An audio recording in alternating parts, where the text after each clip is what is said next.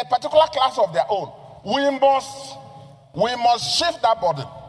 The burden of proving that the elections have been conducted peacefully and in accordance with law must shift to INEC. I want us to look at this carefully, and then when we do the clause by clause and at the committee considerations, we can look at it. Mr. President, thank you very much as we unite to give this country the sponsor. Seriake Dixon. The idea, especially the last part, kind of makes sense if INEC declares somebody, like they declared Tinubu winner, and the result they declared it's not the same result they have on their website, even after using the IREV. So if you challenge elections in Nigeria, you have to prove that INEC did not conduct the election properly. And guess what? The evidence that you're going to need to prove to the court that INEC did not conduct the election properly would have to be provided by the same INEC, so that you can fault everything they announced as official results. So you can fault that and fault the election and make the court, ask the court to take a decision, right? So INEC will then play their usual hanky-panky, and then when they waste your time, the court will now say, oh, you did not present the evidence in time, or you did not file in the evidence properly, and all of that things, technicality, you will lose a rigged election. So what Seriake Dixon is proposing there is like, you know what? If INEC says somebody is a winner, they must prove how that person won. Do you understand? Like, oh, you scored 850,000 votes. Where? Show how they scored that 800,000 votes. Not just mumble everything together and then make the burden of proof. Yeah, the responsibility of the plaintiff, somebody who is challenging a rigged election. So it's kind of like, you know, kind of makes sense. Waba, they don't even need to make all these laws. They have plenty laws to cover so many things. Their problem is implementation, because in a situation where some people or group of people are completely above the law of the land, all laws, including electoral laws, they will commit electoral violence, buy weapons for young people, violent political thugs, to disrupt elections and have their way, and INEC will still announce them winners. Sure you get. So it's not about laws. Not be human being go implement the law. They send soldiers to go and protect election, and the electorate. Now soldier, they carry ballot box on the shoot gun. Imagine that. So that's not about law. So when people get away with all of that, there's no amount of laws, amendment. Here you get. They made laws for 2020, Electoral Act for 2022, the one they used in 2023. And guess what? They were supposed to be migrating to a technological kind of like a based election, which they gave the budget of how much that would cost, and they were given the money accordingly. So the people who had the impression that this time around it will be so difficult for anybody to rig because it is technology, biometric. Nobody else would use somebody else's biometric. And even if you try, you can't use the same face like somebody else, because technology will discover all of that. All the underage voters, they will be removed. But they didn't tell everybody that until the presidential tribunal.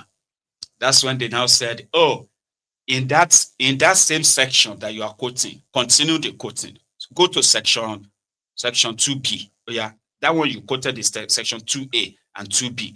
Oh yeah, go to section 2D and E. You will see where it said they can also use manual. Oh, that's true. But we all agree that we are going to use technology. No, law doesn't work like that. Law doesn't work like that, okay? So what happened is that the law says they can use technology and manually. So is that why they have all these underage voters, all this rigged election from northern part of Nigeria and so many other parts of Nigeria too, because they cannot verify those votes. So what happened to the over 200 billion naira, nearly 300 billion naira you spent on that technological powered election? They say, but it's also allowed for them to also use manual. Now they are proposing that you won't need the voter's card to vote. So they are cooking all of that right now, but they will sell you the fancy ones very soon. The one that will give you the impression that, oh yeah, this one sounds good. But because people don't read the print, they don't read the details, right? You get to see that it is not about laws. It is the implementation of that law.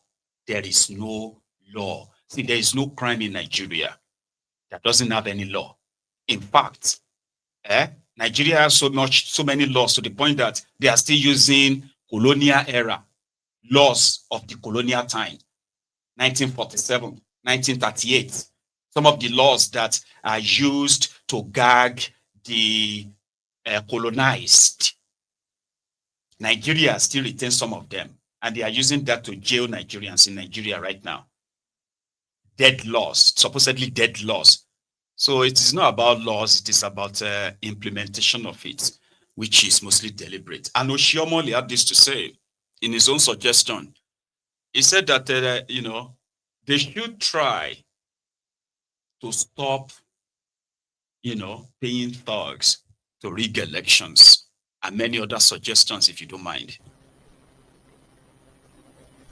I should sit myself with some of the comments made.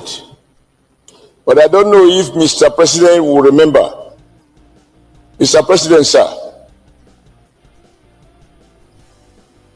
I'm not sure I'm entitled to call the president as a witness, but just to draw your attention to what I said when we were both governors, that first, the issue we must work hard to eliminate in our electoral process is violence.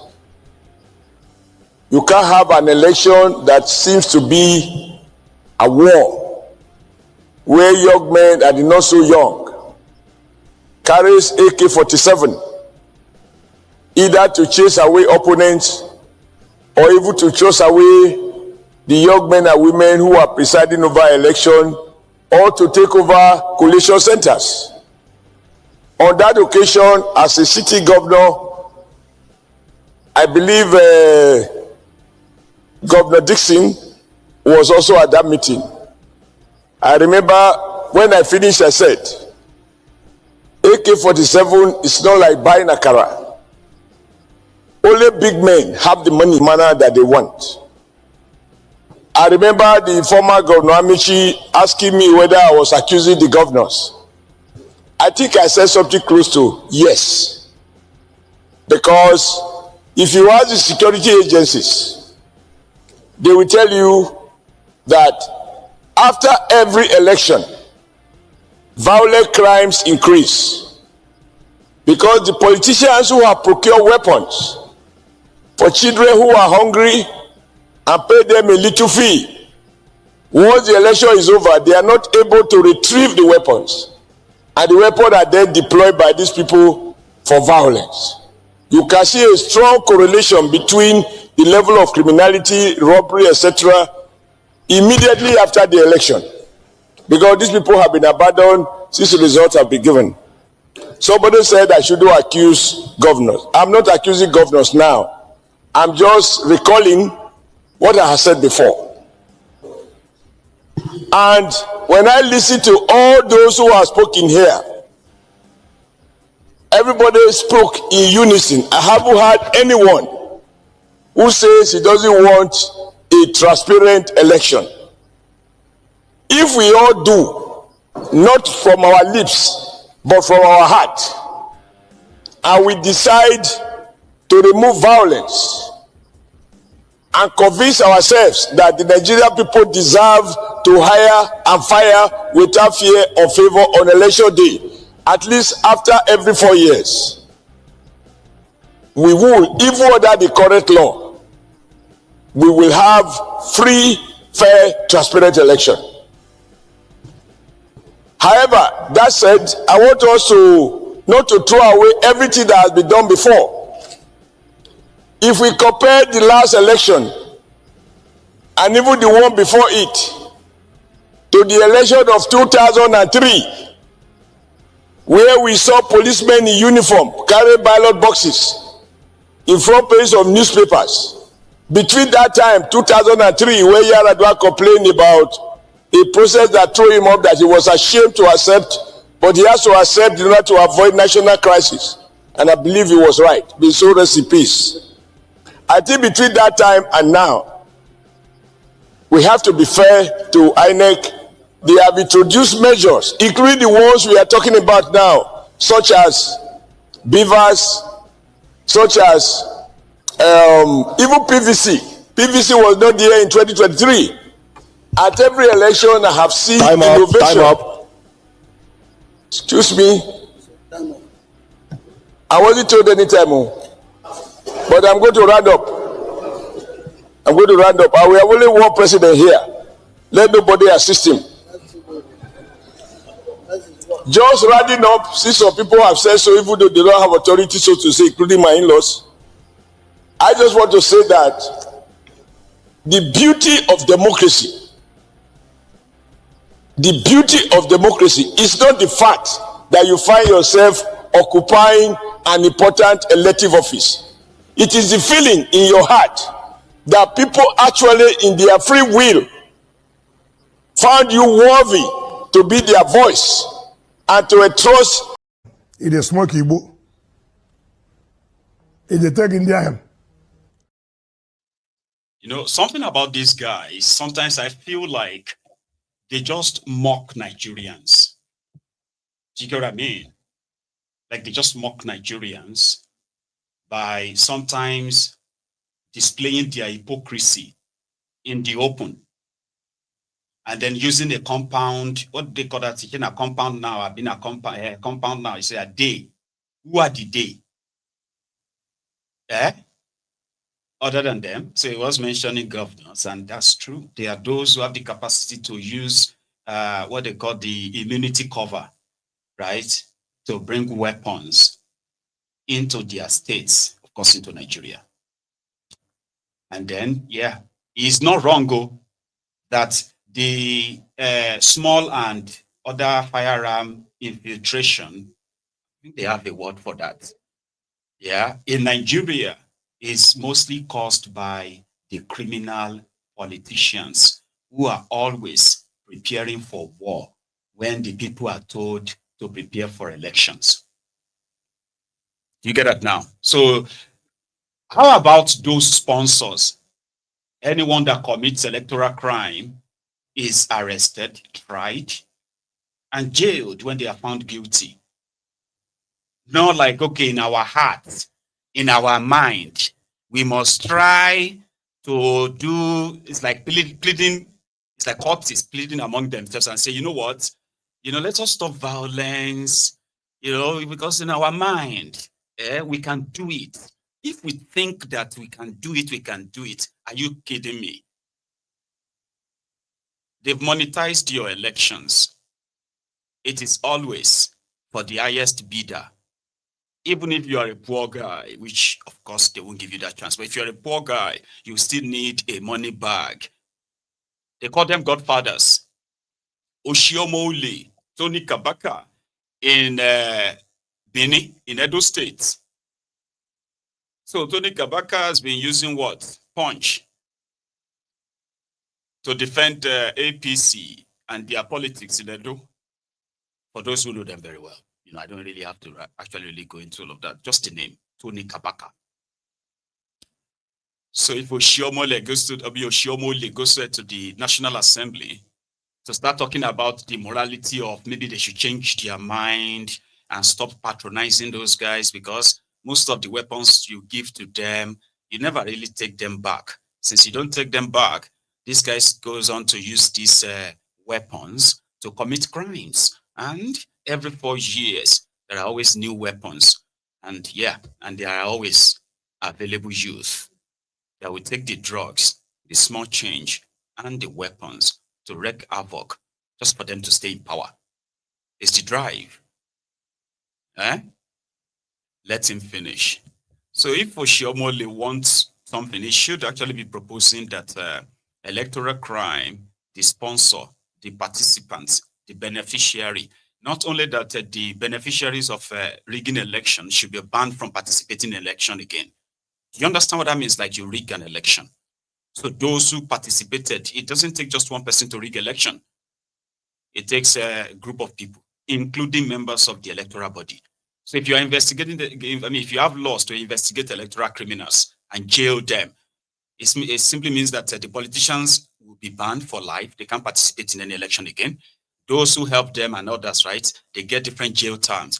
By the time they come out, everybody will weigh the risk, as corrupt as the place is, right? They will weigh the risk of, committing electoral crime, but not just talking about it like Oshiomole is doing. Let him finish. In your hands to manage, to deliver the greatest good to the greatest number. That for me is the beauty. If you achieve it by the aim of, by through rigging or other manipulation, deep in your heart, you know that you are not a happy person. Therefore, I wish to say the following.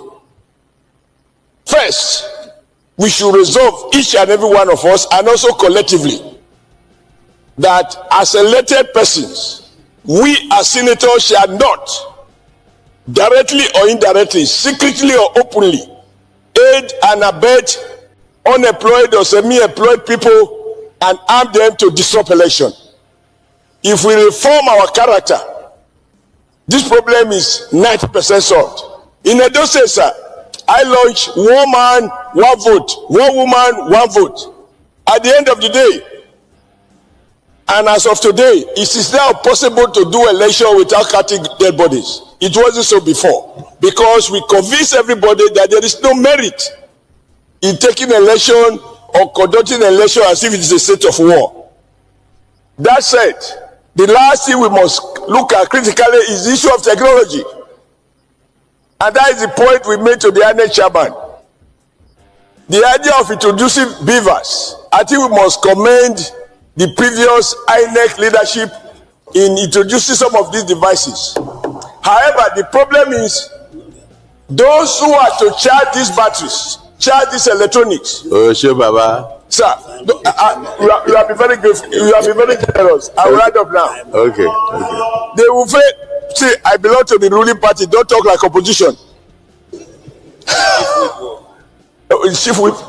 No, I wasn't talking to him. I was talking to somebody from that side. Who am I to talk to Chief Whip? He will whip me out.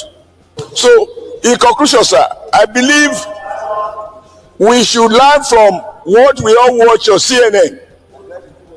When a big politician was begging an electoral officer to please give him, was it 40,000 extra vote? And this was on television.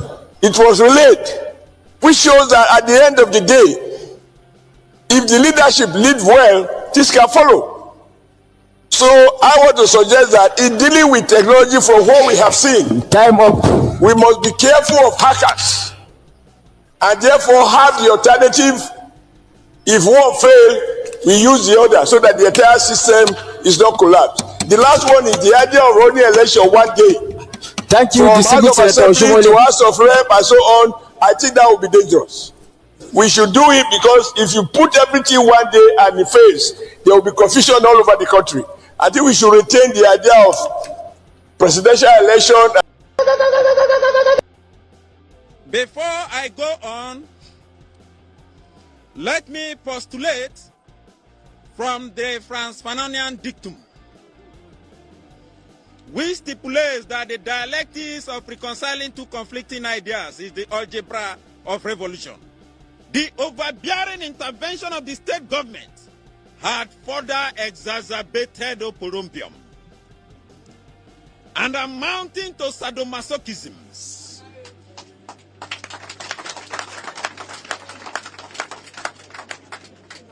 Acrimony and chaos in our community.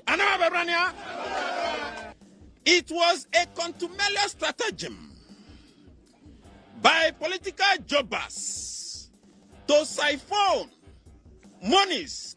We suffer what we call political axivian yunan torom. Conclusively, we are a microcosm of the issues in the Niger Delta in the macrocosm.